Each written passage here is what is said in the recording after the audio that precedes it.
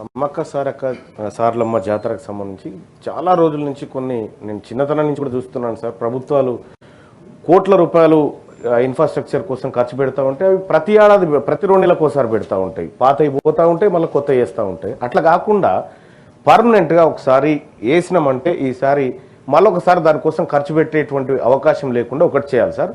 రెండోది, సమ్మక్క సారలమ్మ జాతర చుట్టూ అనేకమైనటువంటి టెంపుల్స్ ఉన్నాయి సార్, అనేకమైన పర్యాటక కేంద్రాలు ఉన్నాయి సార్. సో ఇక్కడ కూడా ఇన్ఫ్రాస్ట్రక్చర్ పెంచాల్సినటువంటి అవసరం ఉంది సార్. అక్కడ మౌలిక సదుపాయాలు పెరగడం వల్ల పర్యాటకులు కూడా పెరిగిపోతారు సార్. ఇంకా నేను మా కుటుంబంతో ఆదివాసి గూడాలకు ఒకసారి పోయినటువంటి సందర్భంలో సార్, అక్కడ చాలా చారిత్రాత్మకమైనటువంటి ఆదిమానవుల కాలం నాటి చరిత్ర కొంత అక్కడ ఉంది సార్. వాటిని కూడా ఈ సమ్మక్క సారక్క జాతర అంటే అది ఒక్క జాతరే కాదు సార్, దాని చుట్టూ ఇన్ని అంశాలు ముడిపడి ఉన్నాయి సార్ అక్కడ పోవడానికి కారణం.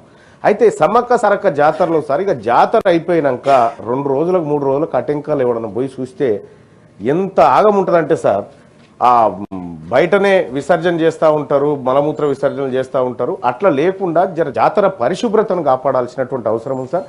అలాగే హెల్త్కి సంబంధించినటువంటి సార్, కోట్లాది మంది వచ్చినప్పుడు హెల్త్ ఇష్యూస్ ఉంటాయి సార్, అంటురోగాలు వస్తూ ఉంటాయి, రకరకాల సమస్యలు వస్తూ ఉంటాయి. కాబట్టి రాష్ట్ర ప్రభుత్వం అన్ని శాఖలతో సమన్వయం చేసుకొని ఆ జాతరను విజయవంతం చేయాలని కోరుకుంటా ఉన్నాం సార్. ఇక ట్రాన్స్పోర్ట్ విషయంలో కానీ ప్రత్యేక బస్సులు, ఇక అక్కడి సమ్మక్క సారక్క జాతర అంటే అదనపు ఛార్జీలు వసూలు చేసే సాంప్రదాయం మన దగ్గర ఉంది సార్.